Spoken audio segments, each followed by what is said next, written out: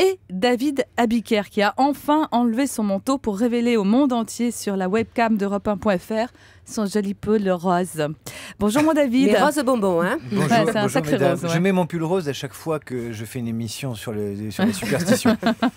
Vous êtes un fétichiste, vous. Exactement. Un superstitieux. Alors, vous nous dites que vous, superstitieux, absolument pas, jamais de gris-gris glissé dans la poche, jamais de pull rose pour venir chez les experts, jamais de si je double le monsieur, je réussirai ma chronique chez les experts, rien. Zéro. Bah, salut. Zéro. Merci, au revoir. Walou. Je ne suis pas superstitieux, mais je touche du bois pour pas que ça m'arrive. Je passe sous les échelles, je caresse les chats noirs et je fais volontiers le 13e à table. Donc non, je ne suis pas superstitieux. Sauf qu'on l'est tous. J'ai bien réfléchi quand même, on l'est tous, mais peut-être pas avec de l'ail, des symboles, du sel jeté par-dessus l'épaule.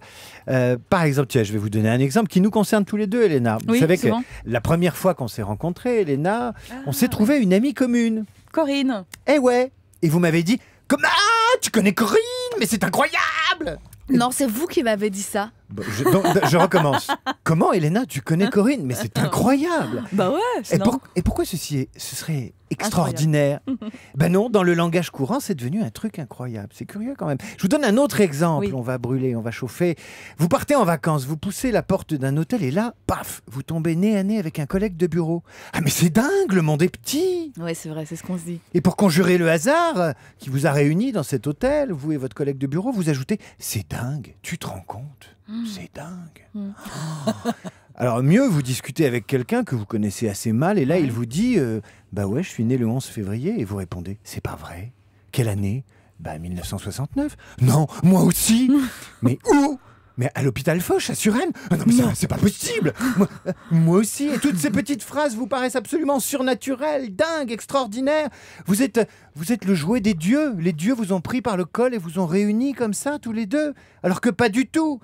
Évidemment, vous savez que c'est le hasard. Vous savez qu'avec 6 millions de terriens, il y en a bien 2 qui risquent d'être nés le même jour, qu'il y en a bien 3 qui connaissent à la fois Corinne et Elena Morna, et que la maternité de l'hôpital Foch aurait fermé depuis longtemps s'il n'y naissait un seul enfant chaque 11 février.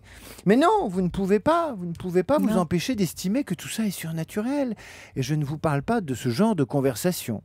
C'est grâce à Jean-Pierre que j'ai rencontré ma femme. Oui, s'il ne m'avait pas téléphoné ce jour-là pour me dire « Allez, viens, on va au restaurant, il y aura des filles », eh ben, jamais je n'aurais rencontré ma femme, dites donc. Tout ça, c'est grâce à Jean-Pierre. Et si ma tante avait pas rencontré mon oncle, j'aurais jamais eu de cousin. Voilà, c'est ce que j'appelle les superstitions du quotidien, cette façon de trouver étonnante des choses qui ne le sont pas. Vous l'avez dit, madame, tout à l'heure, le hasard est insupportable, donc il faut calquer, il faut coller dessus des symboles. Et cette manière de donner du sens à des événements qui n'en ont absolument aucun, c'est ce qui caractérise un être humain. Et c'est pour ça qu'il est différent de l'animal, puisque quand 2 lapins se rencontrent, ils se disent pas « Mais toi ici, franchement, jamais au bord de ce terrier, j'aurais jamais cru. » Non, les lapins ne font pas ça. Il n'y a que les êtres humains. Et c'est pour ça qu'on leur en veut pas d'être superstitieux. C'est ce qui caractérise...